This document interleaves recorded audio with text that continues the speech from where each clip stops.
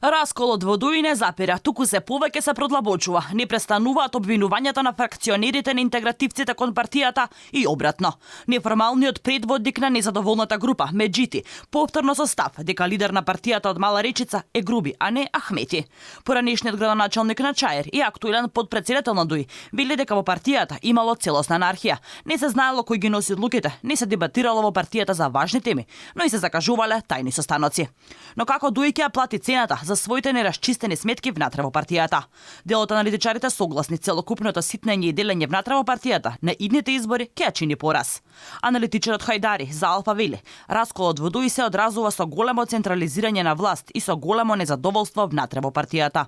Ваквата голема доза на незадоволство во ДУИ не се памети од постоењето на овој политички субјект.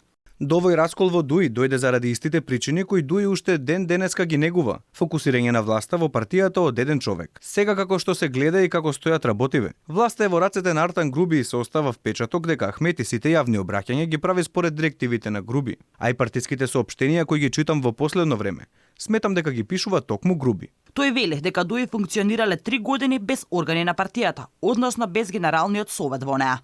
Токму оваа анархија на Артан Груби со помош на Али Ахмети, посочува Хајдари, овозможила сите конци на партијата да ги превземе Груби. Овој раскол на ДУИ во последните мерења, односно анкети, покажува дека 30-40% од електоратот и симпатизерите на ДУИ ги контролираат токму огнената група на Изет Меджити. Затоа сметам дека расколот многу негативно, ако не погубно, ќе се одрази кај ДУИ на следните избори. Иако се погласни шпекулациите дека Меджити и неговите поддржувачи ќе формираат нова партија, тоа се уште не се случило, а групата на екс-граначалникот на Чаир функционира како фракција внатре во партијата, на што ДУИ рекоа дека во нивниот статут фракции не се дозволени.